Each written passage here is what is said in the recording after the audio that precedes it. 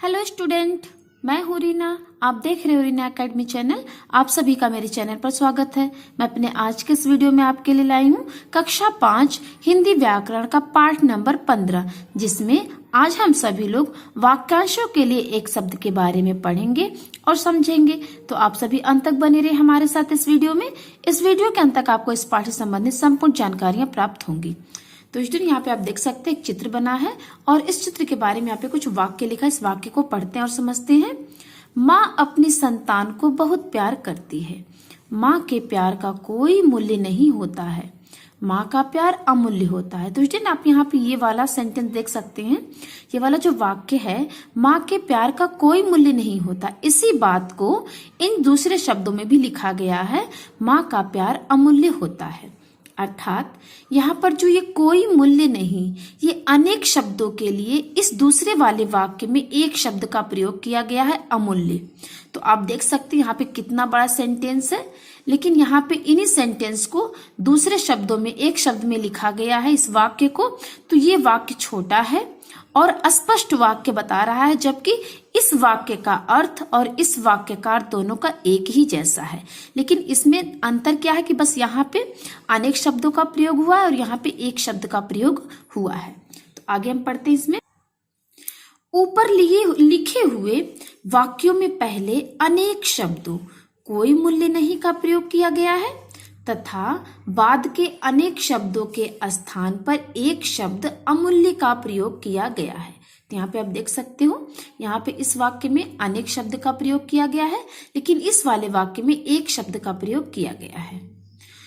तो अगर हमें अपनी बात को किसी से संक्षिप्त में, छोटे में कहना है और आपको ये लगे कि हमारी कही गई बात या लिखी गई बात आकर्षक हो और लोगों को अट्रैक्ट करे, अट्रैक्टिव हो और प्रभावशाली हो, तो इसके लिए आपको जो है अनेक शब्दों के स्थान पर एक शब्द का प्रयोग जो है करना पड़ेगा। जैसा कि यहाँ पे लिखा है, भाषा को संक्षिप्त यानी जो लैंग्वेज है उसको छोटा करके बोलना या लिखना, आकर्षक बनाना तथा प्रभावशाली बनाने के लिए अनेक शब्दों के स्थान पर एक शब्द का प्रयोग किया जाता है।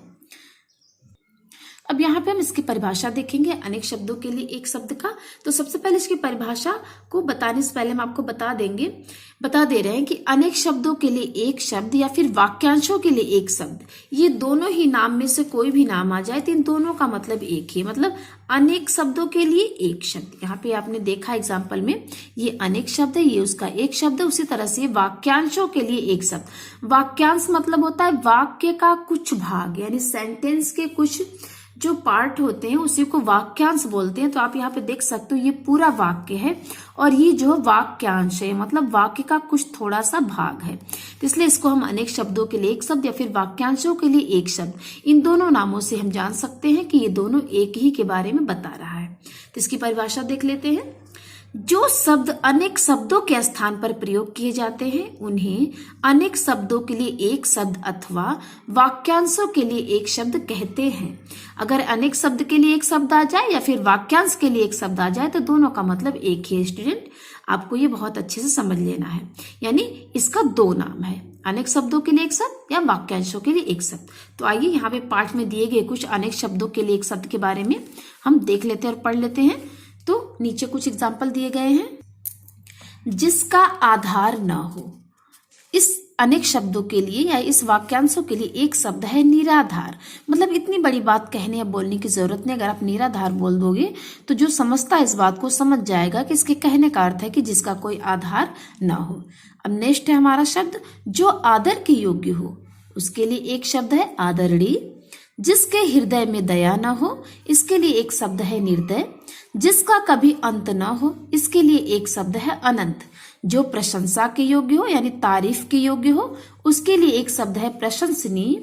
जो स्वयं पर निर्भर हो मतलब जो सेल्फ डिपेंड हो, उसके लिए एक शब्द है आत्मनिर्भर। जो धर्म को मानता हो यानी जो धर्म और कर्म को मानता है उसको कहते हैं धार्मिक, उसके लिए एक शब्द है। और जो धर्म को न मानने वाला हो उसके लिए एक शब्द है अधार्मिक। दोपहर के बाद का समय यानी 12 बजे के बाद का जो समय होता है उसको अपराह्न कहते हैं शुद्ध हिंदी में। अब नेक्स्ट है दोपहर के पहले का समय यानी 12 बजे के पहले का जो समय होता है उसको पूर्वाह्न बोलते हैं। जिसका कोई शत्रु ना हो, इसके लिए एक शब्द है अजात शत्रु। अजात शत्रु का अर्थ होता है शत्रुओं को जीतने वाला, मतलब जिसने अपने शत्रुओं पर विजय पा ली हो या जिसने अपने शत्रुओं को जीत लिया हो, अर्थात उसका कोई शत्रु न बचा हो, ये होगा इसका अर्थ स्टूडेंट। अब नेक्स्ट है ऊपर कहा गया। इन वाक्यांशों के लिए एक शब्द है उपर्युक्त। नीचे, जिसके नीचे रेखा खींची हो, इसके लिए एक शब्द है रेखांकित, यानी रेखा से अंकित की गई। जानने की इच्छा रखने वाला, इसके लिए एक शब्द है जिज्ञासु। जो देखने योग्य हो, इसका एक शब्द होगा दर्शनीय। अचानक घटित होने वाला, इसके लिए एक शब्द है आकस्मिक। जिसे टाला न जा सके, इसके लिए एक शब्द है अनिवार्य। उपकार को मानने वाला, इसके लिए एक शब्द है कृतज्ञ। उपकार को न मानने वाला, इसके लिए एक शब्द है कृतघ्न। ईश्वर में विश्वास रखने वाला, इसके लिए एक शब्द है आस्तिक। और ईश्वर में विश्वास न रखने वाला, इसके लिए एक शब्द है नास्तिक। यानी जो ईश्वर को मानते हैं उसे हम आस्तिक कहते हैं एक शब्दों में, और जो ईश्वर को नहीं मानते उसको हम नास्तिक कहते हैं। कठिनाई से प्राप्त होने वाला, यानी बहुत ज्यादा परिश्रम मेहनत से प्राप्त होने वाले कोई अगर वस्तु है तो उसको हम दुर्लभ बोलेंगे, और आसानी से अगर कोई चीज हमें प्राप्त हो जाए उसको सुलभ बोलते हैं। मांस खाने वाला, मांसाहारी, अर्थात जो मांस खाता है उसको हम मांसाहारी कहेंगे एक शब्द में। और शाक सब्जी खाने वाला, उसको हम शाकाहारी बोलेंगे। फल खाने वाले को फलाहारी कहेंगे एक शब्द में। कम बोलने वाले को मितभाषी कहेंगे। मित मतलब कम, भाषी यानी बोलना, यानी मित कम बोलने वाले को एक शब्द मितभाषी कहेंगे।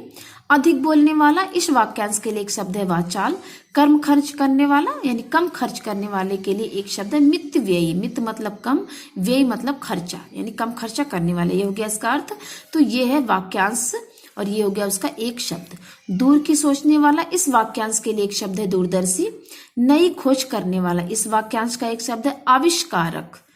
प्रतिदिन होने वाला, इसको कहेंगे दैनिक, यानी जो डेली होता है उसको दैनिक बोलते हैं। सप्ताह में एक बार होने वाला, इस वाक्यांश के लिए एक शब्द है साप्ताहिक।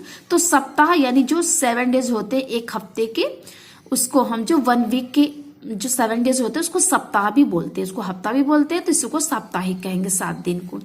और 15 दिन में एक बार होने वाला, इसके लिए एक शब्द है पाक्षिक, यानी 15 दिन का जो 15 दिन होता है उसको एक पक्ष बोलते हैं, तो उसके लिए एक शब्द है पाक्षिक। महीने में एक बार होने वाला मासिक, यानी 1 मंथ को जो है एक मास बोलते हैं, यानी एक मास बोलते हैं, तो उसके शब्द आधार पर ये शब्द बना है मासिक। तो महीने में एक बार होने वाला इस वाक्यांश के लिए एक शब्द है मासिक। वर्ष में एक बार होने वाला, इसके लिए एक शब्द है वार्षिक, यानी 1 साल को 1 वर्ष बोलते हैं। 100 वर्षों का समूह, यानी जब 100 वर्ष हो जाते हैं तो उसको शताब्दी बोलते हैं।